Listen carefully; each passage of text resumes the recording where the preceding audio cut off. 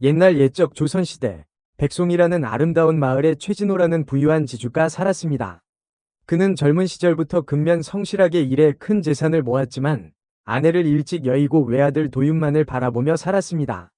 도윤은 준수한 외모에 심성이 곱고 착했지만 아버지의 엄격한 가르침 속에서 자라 세상 물정에 어둡고 때로는 아버지의 뜻에 반항하고 싶은 마음을 품기도 했습니다. 최진호는 아들이 걱정스러웠습니다. 자신이 세상을 떠난 후 도윤이 홀로 이 험한 세상을 헤쳐나갈 수 있을지 불안했습니다. 그래서 도윤에게 큰 돈을 주며 말했습니다. 도윤아, 이 돈으로 세상에서 가장 값진 가르침을 사 오너라. 내 스스로 깨달음을 얻기 전에는 집에 돌아올 생각도 하지 말 거라. 도윤은 아버지의 갑작스러운 명령에 당황했지만 어쩔 수 없이 길을 나섰습니다. 백송 마을은 풍요로웠지만 그 이면에는 가난과 불평등이 존재했습니다. 엄격한 신분제도, 가혹한 세금, 그리고 잦은 흉년으로 인해 고통받는 백성들이 많았습니다. 도윤은 길을 가면서 이러한 현실을 목격하고 마음 아파했습니다. 어느 날 도윤은 장터에서 늙고 병든 이서준이라는 노인을 만났습니다. 노인은 해진 옷을 팔고 있었는데 그 모습이 너무나 초라하고 애처로웠습니다. 도윤은 노인에게 다가가 물었습니다. 어르신, 무슨 사연이 있으십니까? 왜 이렇게 낡은 옷을 팔고 계십니까? 노인은 힘없는 목소리로 대답했습니다. 나는 빚을 져서 아들을 군대에 빼앗겼어. 이 옷을 팔아 빚을 갚고 아들을 데려와야 하오. 도윤은 노인의 딱한 사정에 마음이 아팠습니다. 그는 품속에 돈을 꺼내 노인에게 건넸습니다. 어르신, 이 돈으로 옷을 사겠습니다. 그리고 남은 돈으로 아드님을 찾으십시오. 노인은 깜짝 놀라며 말했습니다. 아니, 이 큰 돈을. 정말 감사합니다. 이 은혜를 어찌 갚아야 할지. 도윤은 노인에게 아들이 있는 곳을 물었고 노인은 관아의 옥사에 갇혀 있다고 말했습니다. 도윤은 관아로 향했습니다. 그는 옥사지기에게 뇌물을 주고 노인의 아들을 빼내주었습니다. 부자는 감격하며 서로 얼싸안았습니다. 도윤은 그 모습을 보며 뿌듯함을 느꼈습니다. 하지만 아버지의 명령을 생각하면 마음이 무거웠습니다. 이것이 과연 세상에서 가장 값진 가르침일까? 도윤은 다시 길을 나섰습니다. 그는 냇가에서 빨래를 하고 있는 젊은 여인을 만났습니다. 여인은 설이라는 이름을 가졌는데 낡은 옷 한 벌이 전부였습니다. 추운 날씨에도 혹겹 옷을 입고 빨래를 하는 모습이 안쓰러웠습니다. 도윤은 여인에게 자신이 가진 마지막 옷을 건넸습니다. 아가씨, 이 옷을 입으시오. 추운 날씨에 감기라도 걸리면 어쩌려고 그러시오. 설이는 깜짝 놀라며 사양했지만 도윤은 간곡하게 권했습니다. 괜찮습니다. 저는 이것 말고도 옷이 많습니다. 부디 이 옷을 입고 따뜻하게 지내십시오. 설이는 도윤의 따뜻한 마음에 감동했습니다. 그녀는 도윤을 자신의 집으로 초대했습니다. 도윤은 허름한 오두막을 생각했지만 막상 도착한 곳은 아늑하고 깨끗한 집이었습니다. 설이는 도윤에게 진수성찬을 대접했습니다. 도윤은 어리둥절했지만 설이는 그저 미소만 지을 뿐이었습니다. 밤이 깊어지고 도윤은 잠이 들었습니다. 꿈결에 그는 아름다운 선녀를 보았습니다. 선녀는 도윤에게 말했습니다. 도윤아, 너는 참으로 착한 사람이구나. 네가 베푼 선행에 대한 보답으로 이 신비한 괴짝을 주겠다. 이 괴짝은 네가 원하는 것을 무엇이든 들어줄 것이다. 하지만 하루에 한 번만 사용할 수 있다는 것을 명심하거라. 다음날 아침, 도윤은 잠에서 깨어났습니다. 그는 자신이 누워있는 곳이 허름한 오두막이 아니라 냇가 옆 커다란 나무 밑이라는 것을 깨달았습니다. 그리고 그의 옆에는 꿈에서 보았던 신비한 괴짝이 놓여 있었습니다. 도윤은 괴짝을 열어보았습니다. 괴짝 안에는 아무것도 없었지만 도윤이 따뜻한 밥과 국을 생각하자 괴짝 안에서 김이 모락모락 나는 밥과 국이 나타났습니다. 도윤은 신기해하며 괴짝을 닫았습니다. 그는 괴짝을 소중히 품에 안고 집으로 돌아갔습니다. 최진호는 아들이 빈털터리로 돌아오자 실망했지만 도윤이 가져온 괴짝의 이야기를 듣고 깜짝 놀랐습니다. 도윤은 아버지 앞에서 괴짝을 열어보였습니다. 그는 집안을 깨끗하게 청소해달라고 부탁했고 괴짝 안에서 아름다운 여인들이 나타나 순식간에 집안을 청소했습니다.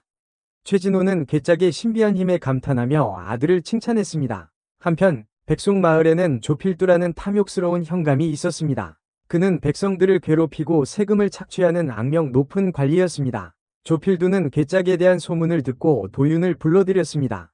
그는 괴짝을 빌려주면 큰 상을 내리겠다고 깨웠지만 도윤은 거절했습니다. 조필두는 앙심을 품고 도윤을 감옥에 가두었습니다. 그는 도윤을 고문하며 괴짝을 내놓으라고 협박했습니다. 하지만 도윤은 끝까지 괴짝을 내주지 않았습니다. 감옥에 갇힌 도윤은 깊은 시름에 잠겼습니다. 그는 자신이 괴짝을 얻게 된 과정을 되돌아보며 괴짝의 힘이 과연 옳은 것인지 고민했습니다. 그러던 중 도윤은 감옥에서 뜻밖의 인물을 만났습니다. 그는 바로 이전에 도윤이 구해준 이서준 노인의 아들이었습니다. 그는 도윤의 은혜를 갚기 위해 감옥에 잠입해 있었습니다. 그는 도윤에게 말했습니다. 도윤님, 저는 당신의 은혜를 잊지 않았습니다. 제가 당신을 여기서 구해드리겠습니다. 이서준의 아들은 옥사지기를 속여 도윤을 탈출시켰습니다. 도윤은 탈출하면서 관아에 숨겨져 있던 괴짝을 되찾았습니다. 하지만 그는 괴짝을 가지고 도망치는 대신 괴짝을 열어 백성들을 괴롭히는 탐관오리들을 벌해달라고 빌었습니다. 괴짝 안에서 무시무시한 병사들이 나타나 탐관오리들을 혼쭐냈습니다. 이 소식을 들은 조필두는 분노하여 군사를 이끌고 도윤을 추격했습니다. 도윤은 쫓기는 신세가 되었지만 괴짝의 도움으로 위기를 모면했습니다. 그는 괴짝을 이용해 가난한 백성들에게 음식을 나눠주고 병든 사람들을 치료해 주었습니다. 백성들은 도윤을 칭송하며 그를 따랐습니다. 한편 조필두의 곁에는 매화라는 아름다운 기생이 있었습니다. 매화는 조필두의 총애를 받으며 온갖 사치와 향락을 누렸습니다. 그녀는 조필두의 권력을 이용해 자신의 욕망을 채우는데 혈안이 되어 있었습니다. 그녀는 도윤의 괴짝을 빼앗아 자신의 것으로 만들려는 음모를 꾸몄습니다. 매화는 조필두에게 접근하여 달콤한 말로 유혹했습니다. 나리, 그 괴짝만 있으면 우리는 천하를 얻을 수 있습니다. 도윤을 없애고 괴짝을 차지하십시오. 조필두는 매화의 말에 넘어가 도윤을 죽이기로 결심했습니다. 그는 도윤에게 함정을 파고 그를 궁지에 몰아넣었습니다.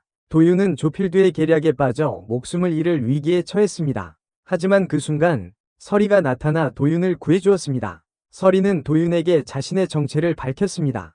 그녀는 천상에서 죄를 짓고 인간 세상으로 쫓겨난 선녀였습니다. 그녀는 도윤의 착한 마음씨에 감동하여 그를 돕기로 결심한 것이었습니다. 서리는 도윤에게 괴짝의 비밀을 알려주었습니다. 괴짝은 원래 천상의 보물이었는데 인간의 욕심을 경계하기 위해 만들어진 것이었습니다. 괴짝은 소원을 들어주는 대신 그에 상응하는 대가를 요구했습니다. 조필두가 괴짝을 잘못 사용했기 때문에 끔찍한 재앙이 닥친 것이었습니다. 도윤은 괴짝의 위험성을 깨닫고 괴짝을 없애기로 결심했습니다. 하지만 서리는 괴짝을 없애면 자신도 천상으로 돌아갈 수 없다고 말했습니다. 도윤은 갈등했습니다. 자신의 행복을 위해 괴짝을 없앨 것인가, 아니면 서리를 위해 괴짝을 남겨둘 것인가. 그때 매화가 조필두의 군사를 이끌고 나타났습니다. 매화는 도윤과 서리를 죽이고 괴짝을 차지하려 했습니다.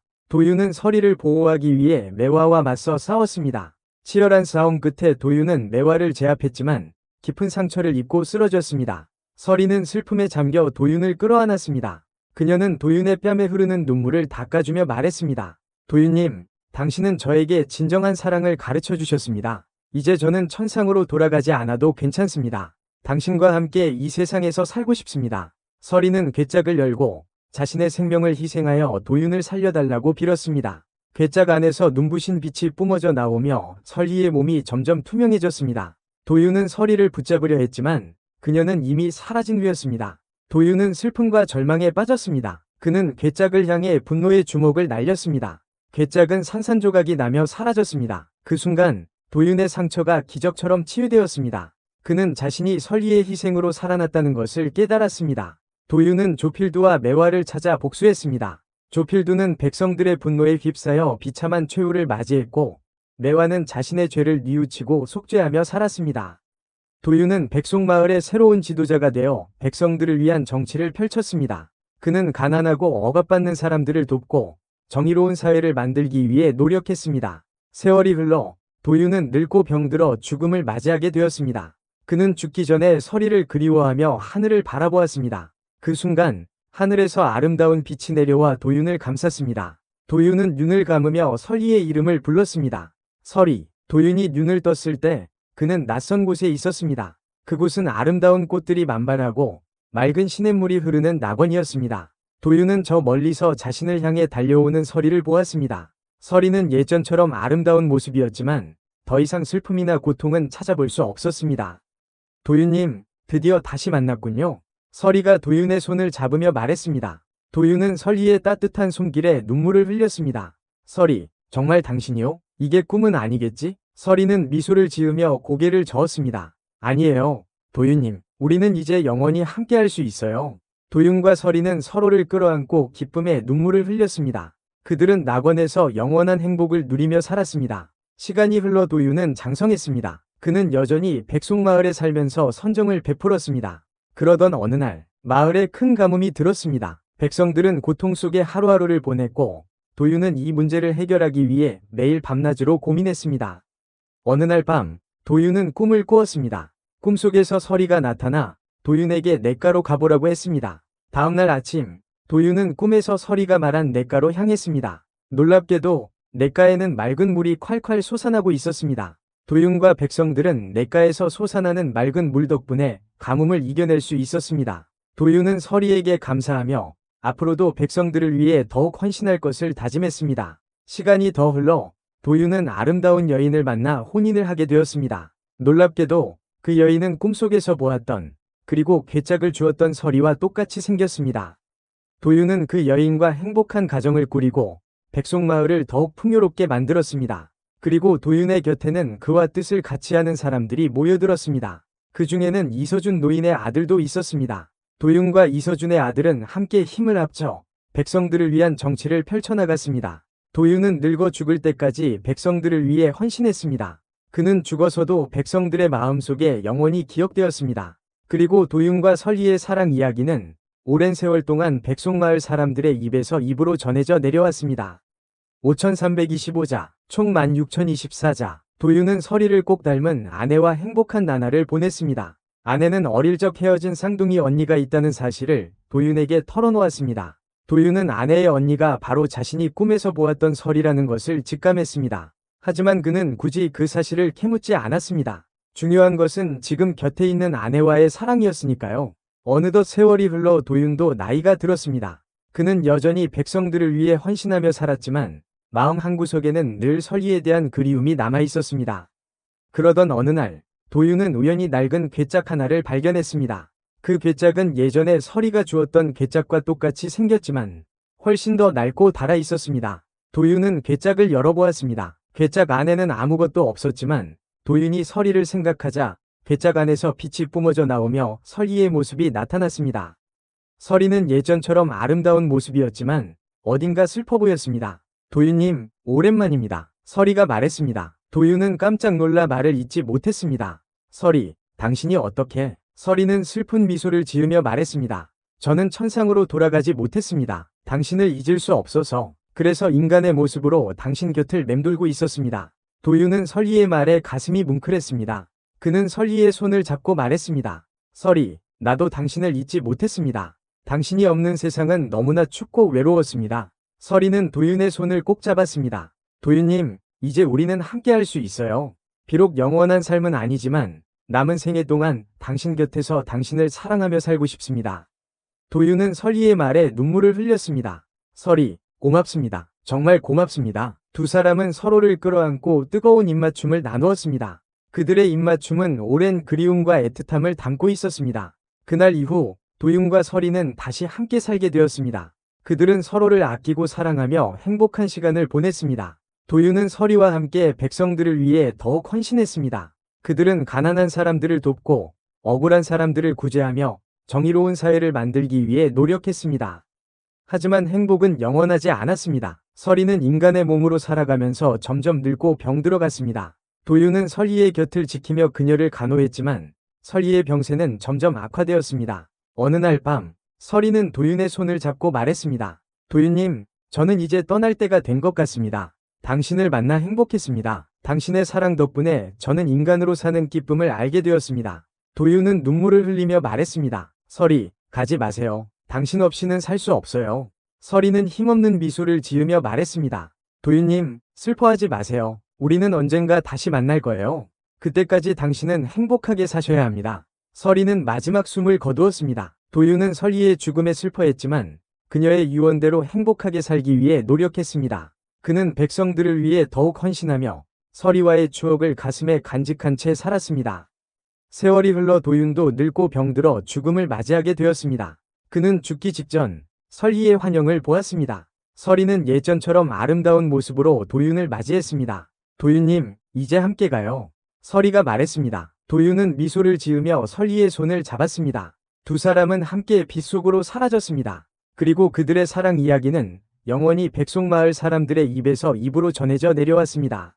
시간이 아주 많이 흘러 백송마을은 더 이상 예전의 백송마을이 아니었습니다. 새로운 건물들이 들어서고 사람들의 옷차림도 생활 방식도 모두 변했습니다. 하지만 마을 한가운데에는 여전히 오래된 냇가가 흐르고 있었고 냇가 옆에는 낡은 정자 하나가 서 있었습니다. 어느 날 한 젊은 남녀가 냇가를 찾았습니다. 남자는 여자에게 낡은 정자를 가리키며 말했습니다. 저 정자에 얽힌 전설을 알아? 옛날 옛적에 도윤이라는 착한 남자와 설이라는 아름다운 여인이 살았는데 여자는 남자의 이야기에 귀를 기울였습니다. 남자는 도윤과 설이의 사랑 이야기를 들려주었습니다. 이야기가 끝날 무렵 여자는 남자에게 물었습니다. 정말 그런 일이 있었을까? 남자는 미소를 지으며 말했습니다. 글쎄, 믿거나 말거나. 하지만 중요한 건 도윤과 설이의 사랑은 여전히 우리 마음속에 살아있다는 거야. 두 사람은 냇가를 따라 걸었습니다. 그들의 발걸음은 가볍고 경쾌했습니다. 그들의 사랑도 도윤과 설이의 사랑처럼 영원할 것 같았습니다.